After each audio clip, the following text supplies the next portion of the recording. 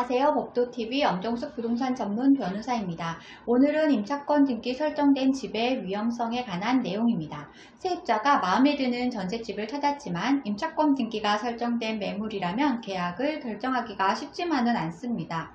임차권 등기는 전세금을 돌려받지 못한 세입자에게 하나의 안전장치가 되기도 하지만 문제가 있는 집을 계약하려고 신규 세입자들에겐 함정이 될 수도 있습니다. 이 경우 집 주인들은 위험성을 축소하면서 계약을 종용하는 사례도 적지 않은데요. 결론부터 말씀드리면 만약 임차권 등기가 설정된 전셋집이라면 아무리 세입자의 마음에 들어도 되도록 계약을 피해야 합니다. 법률 용어가 어려우신 분들을 위해 법률 용어부터 정리하고 갈게요. 임차권 등기 명령이란 전세금을 돌려받기가 힘든 상황에서 이사갈 때 세입자의 권리를 유지시키기 위한 제도입니다. 오늘 주제에 이어서 설명드리겠습니다. 임차권 등기의 가장 큰 장점은 세입자가 새로운 주택으로 이사를 해서 전입신고가 빠지더라도 세입자의 권리를 그대로 보호받을 수 있다는 점입니다. 문제는 임차권 등기가 설정된 주택에 새로운 세입자가 계약할 때 발생할 수 있습니다.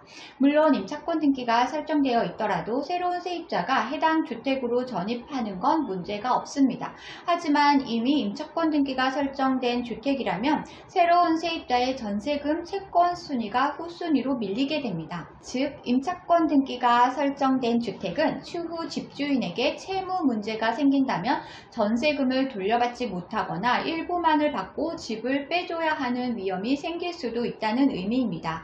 아울러 정상적인 선순위 세입자는 전세금을 돌려받을 때까지 대항력을 행사하면서 문제의 주택에서 계속 머물 수도 있지만 후순위 세입자는 그렇지 못하기 때문에 피해가 더 커질 수 있습니다. 반면 새로운 세입자에게 임차권 등기가 곧 해지될 것이라며 집주인이 계약을 종용하는 경우라면 어떻게 대응해야 할까요? 임차권 등기가 설정된 전셋집은 계약을 피하는 게 최선책이지만 매물이 마음에 들거나 해당 주택으로 이사해야 할 사정이 있다면 계약 전 안전한 예방책이 필요합니다. 우선 집주인에게 임차권 등기가 설정된 사유를 묻고 이사하기 전에 해지가 확실히 가능한지를 확인해야 합니다. 이 경우 집주인 입장에서는 임대차 수익을 위해 임차권 등기가 곧 철회될 것이라고 하면서 대부분 계약을 종용하게 됩니다. 하지만 집주인 말만 믿고 덜컥 계약했다간 큰 낭패를 볼 수 있기에 주의가 필요합니다.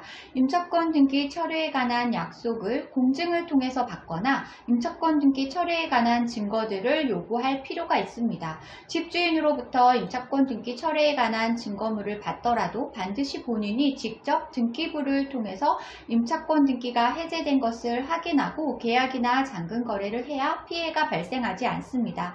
한편 임차권 등기가 설정된 전셋집으로 인한 피해를 줄이려면 계약 전부터 주택에 관한 등기부 확인은 필수입니다. 세입자는 자신의 권리를 보호받기 위해 이사 직후 전입신고와 확정일자를 받게 되는데요. 문제는 집주인이나 해당 주택의 채무가 세입자의 권리 신청보다 빠르다면 보호를 받지 못한다는 것입니다. 하지만 세입자가 계약하기 전 등기부를 확인했다면 이야기는 달라집니다. 등기부에는 집주인의 채무 상태가 기록되어 있기에 전입신고 전에 다른 채무가 있는지를 확인할 수 있는 수단이 됩니다. 아울러 등기부에는 해당 주택에 임차권 등기가 설정되어 있는지를 확인할 수 있고 만약 다세대 빌라에서 집주인이 한 명일 경우라면 전입세대 열람 내역을 통해 자신보다 앞선 세입자가 있는지 확인을 해야 피해를 예방할 수 있습니다. 오늘은 임차권 등기가 설정된 집의 위험성에 관한 내용을 설명드렸습니다. 정리하자면 임차권 등기가 설정된 매물은 계약은 가능하지만 되도록 피해야 한다는 것이고요. 임차권 등기가 설정된 매물은 반드시 해지를 확인한 후에 이사를 해야 합니다. 계약 전 등기부를 통해 임차권 등기가 설정되었는지 여부를 확인해 보셔야 합니다. 오늘 주제와 관련된 문의사항이나 전월세 보증금 관련 문의사항이 있으신 분들은 홈페이지에 문의사항을 남겨주시면 이메일로 답변드리고 있는데요. 홈페이지는 네이버에서 법도 전세금 반환 소송센터를 검색하시면 쉽게 찾으실 수 있습니다. 홈페이지에 접속하시면 상단 중앙 상황에 전세금 반환 상담 메뉴가 보이실 텐데요.